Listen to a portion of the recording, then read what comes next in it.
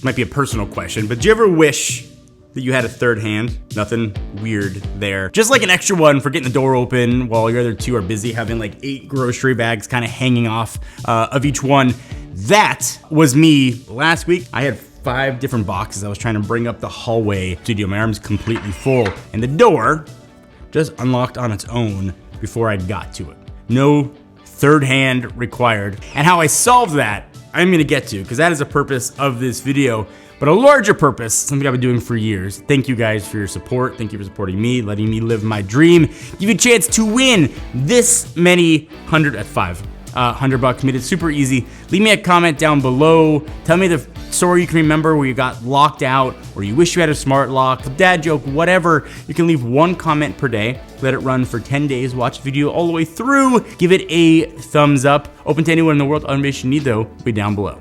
What solved this problem, and legitimately solved it, not just because, and thank you to them for sponsoring this video, is the DESLOC lock, which has now been installed behind me on that pain in the butt door. It's been a pain in the butt for probably about a year. And I think I've reviewed probably every smart lock since the very first smart lock. And every single video I make on it, the top comments, and I hear from people all the time, is what if the battery dies? What if AA's die? What if the rechargeable battery dies? It's like the pinned top comment on every single one of these videos. And generally the answer's always been, well, they give you a USB-C port you can plug into, or they give you like little terminals you can kind of hold the battery up so you can unlock it. What DESLOC has done here is put solar panels on the lock. They did something special with these. They don't have to be in direct sunlight, and I'll get to that. But the reason I was trying to solve this problem was our lock that we have right here has died on us so many times. In fact, it got so bad, we had to keep one of those big, battery packs sitting at the top of our stairs just in case it died. We got no warning. The app where it would show battery health didn't always reflect what the actual health of the battery was. And beyond that, all the biometrics that it had didn't work all the time. So oftentimes we were looking for a hidden key just to get into the studio. So when DESLOC reached out, their pitch was pretty bold. So they've got the V150 Plus. It is a smart lock that they claim ends battery anxiety for good and solves it with tech that's never been used in a smart lock before. And I'll tell you from the start, I didn't think this was actually going to work. And if it wasn't gonna work, I wouldn't make a video on it. I told them we would check it out first. And while it's not perfect, it did some things really uniquely that I thought were pretty awesome. So on the surface, the way it pulls off this promise that we've heard before, it has a small built-in solar panel that captures the sunlight by your door and recharges the battery inside. So no wires, no electrical work. Sounds perfect, right? But it's not always that simple. DESLOC built the V150 Plus around a completely different kind of panel. It's using perovskite. Most solar smart locks before this one use silicon panels. And so silicon is awesome in bright light, like direct sunlight, but useless everywhere else. You put it under an eave, behind a screen door, in the shade of a porch, the exact places that most front doors live, and it sips almost nothing. The panel might as well not even be there. And unlike silicon, perovskite doesn't need kind of bright, direct sunlight at all.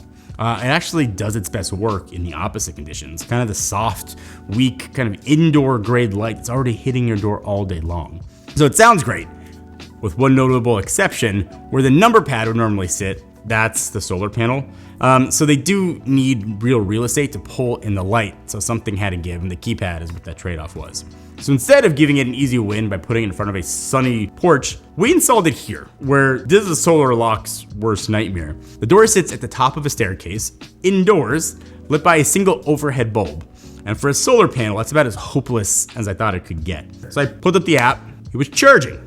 No daylight, no window, just that one light fixture. And what makes that possible isn't just the panel. It's what DESLOC is calling BMS. It's a brain managing the power. It works in both directions. So in strong sunlight, like too much incoming voltage can cook a battery over time. So the BMS throttles it and protects the cell. Kind of that's why this thing won't fry itself, kind of baking on if you have it on a south-facing door in the summer. In weak light, like our studio hallway, most solar circuits just give up and kind of shut off. This one squeezes every bit of charge it can find. Behind that's a pretty big 10,000 milliamp hour battery that all this solar tech is working to charge. And with that much capacity, DESLOC rates it for up to 8 months on battery alone. That 8 months though is like the floor number you'd hit if you steal this in a closet with zero light. In a real spot that sees sunlight, even a tiny amount, the solar keeps topping it off. So you may never draw that reserve down at all. So don't think of the battery as like the main event. It's the thing that's there, I don't know, for the 1 week a year that your porch is buried in snow, or 1 month a year it's buried in snow. Also, there is a keyhole. It's hidden and tucked away kind of as an analog backup. So even in worst case scenario, dead everything, you get a physical key.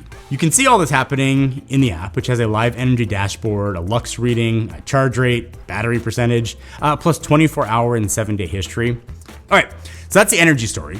And that's the whole reason this lock is special. But a self-charging lock that I don't trust to open is just a paperweight on my door with good battery life. So the rest of it kind of had to earn its place to stay here. With the keypad gone, the unlock methods have to carry more weight. And there are a few ways to do them beyond the app. Now, obviously you can do it from the app too.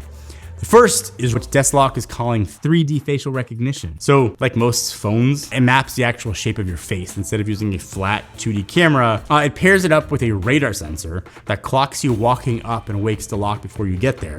By the time you're at the door, it's already unlocking. And there's a lot of this I found surprising, but our lock sits pretty low on the door, and I figured I'd be doing some weird kind of crouching thing to get my face in frame. I didn't have to do any of that. It caught me every time, fast, no bending, no leaning in. It could read a kid, it could read an adult, so no one in the house has to think about it. The false acceptance rate is under 0.0001%, which is a kind of number that actually matters on this thing, keeping your house locked, but also making sure you can get in easier. If you want, there's also a fingerprint reader, like most smart locks have. But this one actually learns and adapts, believe it or not, as your finger changes. It runs its own AI model right on the lock, calling it GPT Finger 2.0. So it keeps up with things like dry skin, a small cut, makes those readers start rejecting it in a year. My fingertips tend to get dry, so these don't always work for me. This one has worked so far. Connectivity is also another place that kind of went looking for a catch and didn't find one. It's built in Wi-Fi, so no hub or bridge needed, or just Alexa and Google Home. I do wish HomeKit was here too. It's also IP65, weather sealed, and installation easily do it yourself. This is a chance for me to flex my one genuinely useless skill. So the summer before college, I installed those like swiveling lock displays at Home Depot and Lowe's, the ones with like 3 deadbolts. That skill has come in handy once or twice a year, and this was the once a year. It's a standard deadbolt swap too. One screwdriver took me 15-20 minutes start to finish. You don't need like a locksmith or somebody who did this as a job. It's very easy.